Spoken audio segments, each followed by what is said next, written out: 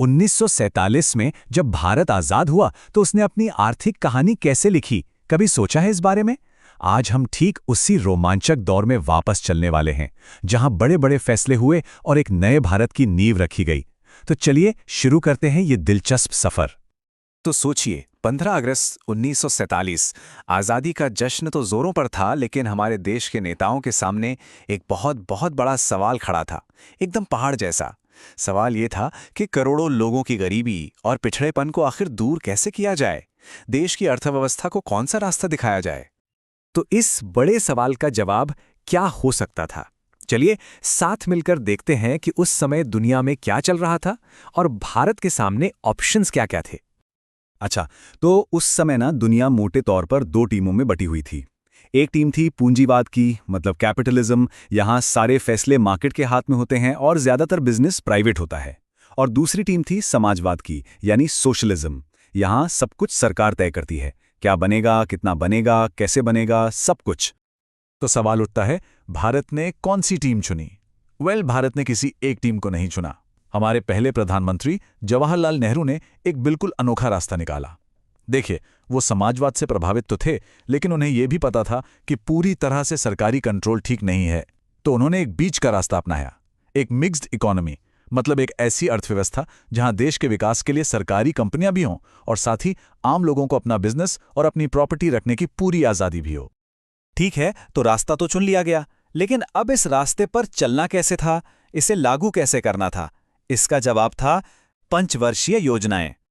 तो ये पंचवर्षीय योजनाएं थी क्या? इसे ना एकदम आसान भाषा में समझते हैं। जैसे हम सब अपने घर का बजट बनाते हैं ना, कि भाई कहाँ कितना खर्च करना है ताकि महीना आराम से निकल जाए।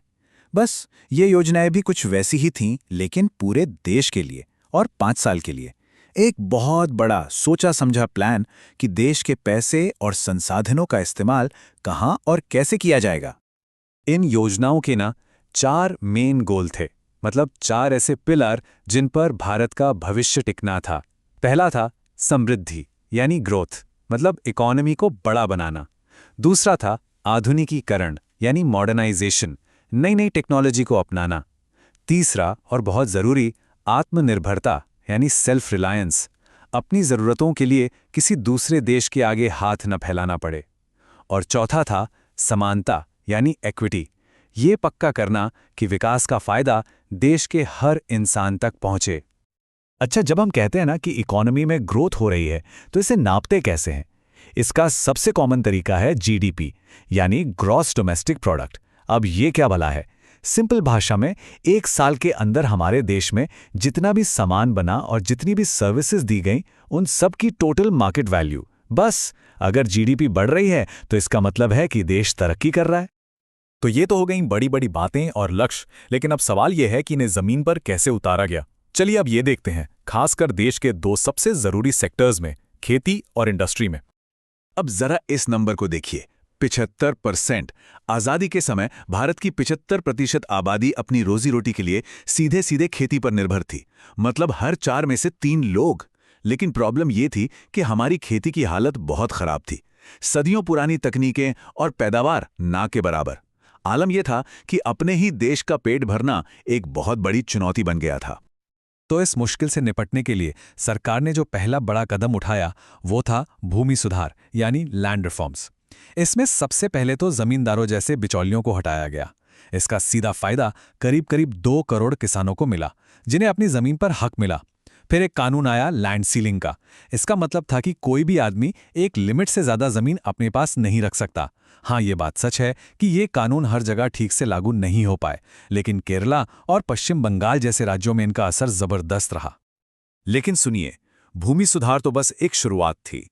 असली गेम चेंजर, जिसने भारतीय खेती की पूरी तस्वीर ही बदल कर रख दी, वो थी हरित क्रांति, यानी ग्रीन रेवोल्यूशन।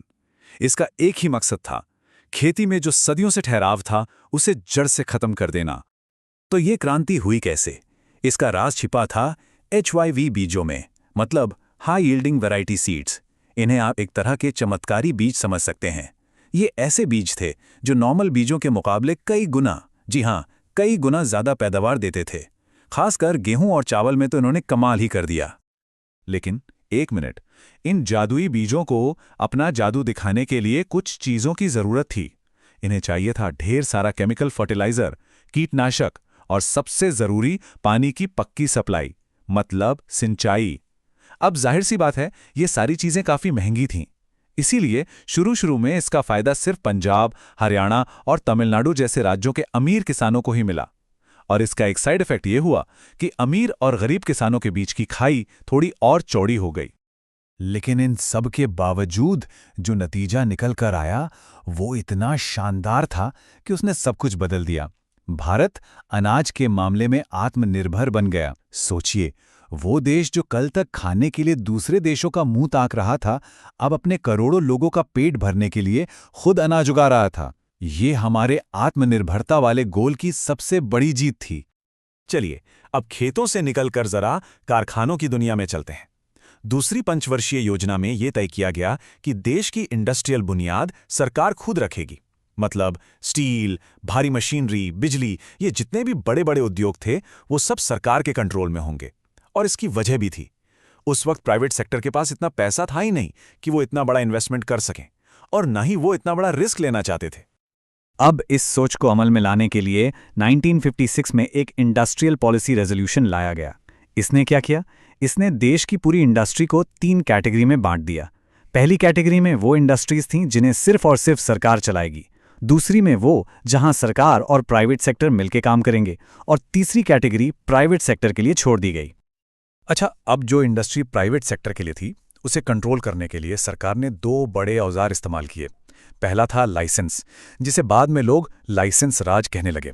इसका मतलब ये था कि अगर किसी को एक छोटी सी फैक्ट्री भी लगानी है या अपनी मौजूदा फैक्ट्री में प्रोडक्शन भी बढ़ाना है, तो हर चीज़ के लिए सरकारी दफ्तरों के चक्कर काटो, परमिशन लो। और दूसरा औजार था इंपोर्ट सब्स्टिट्यूशन, मतलब बाहर से आने वाले सामान पर भारी भरकम टैक्स लगा दो ताकि देश में बन रही चीज़ों को विदेशी कॉम्पिटिशन से बचाया जा सके। तो 40 साल गुजर गए। इन योजनाओं, कंट्रोल्स और पॉलिसीज का आखिर हिसाब किताब क्या निकला? क्या यह सब सफल रहा? चलिए अब जरा इसका एक बैलेंस्ड रिपोर्ट कार्ड देखते हैं। ये आंकड़े एक बड़ी कामयाबी की कहानी कहते हैं। देखिए, 1950 में हमारी जीडीपी में इंडस्ट्री का हिस्सा सिर्फ 13% था, और 1990 तक ये बढ़कर लगभग 25% हो गया, मतलब लगभग 2 गुना। साफ है कि भारत अब सिर्फ एक खेतीबाड़ी वाला देश नहीं रह गया था, एक मजबूत इंडस्ट्रियल बेस तैयार हो चुका था। तो फाइनल रिपोर्ट कार्ड कैसा दिखता है? देखिए, सफलताओं की बात करें तो अनाज में आत्मनिर्भरता और एक डाइवर्सिफाइड इंडस्ट्रियल बेस बनाना ये बहुत बड़ी उपलब्धियां थीं। लेकिन सिक्के का दूसरा पहलू भी था। कई सरकारी कंपनियां भारी घाटे में थीं क्योंकि कोई कंपटीशन ही नहीं था। लाइसेंस राज ने नए बिजनेस आइडियाज का गला घोट दिया और करप्शन को बढ़ावा दिया। और विदेशी कंपटीशन ना होने का नतीजा, हमें कारों से लेकर टेलीफोन तक हर चीज के लिए खराब क्वालिटी और सालों साल के इंतजार से काम चलाना पड़ता था। और सबसे बड़ी चिंता की बात यह थी कि 1990 तक भी देश की 65% आबादी खेती में ही लगी हुई थी। इसका मतलब साफ था, इंडस्ट्री उतने रोजगार नहीं बना पा रही थी जितनी उससे उम्मीद की गई थी। तो कुल मिला के इन 40 सालों ने भारत को एक मजबूत इंडस्ट्रियल और एग्रीकल्चरल बेस तो दिया, लेकिन साथ ही एक ऐसी इकॉनमी भी बना दी जो थोड़ी सुस्त थी और बाहरी दुनिया से कटी हुई थी। और जानते हैं, यही खट्टा मीठा अनुभव था जिसने 1991 के ऐतिहासिक आर्थिक सुधारों की जमीन तैयार की। पर वो कहानी फिर कभी और। लेकिन एक सवाल छोड़ जाते हैं, क्या उन शुरुआती 40 सालों की मजबूत नींव के बिना 1991 के रिफॉर्म्स मुमकिन हो पाते? इस पर सोचिएगा जरूर।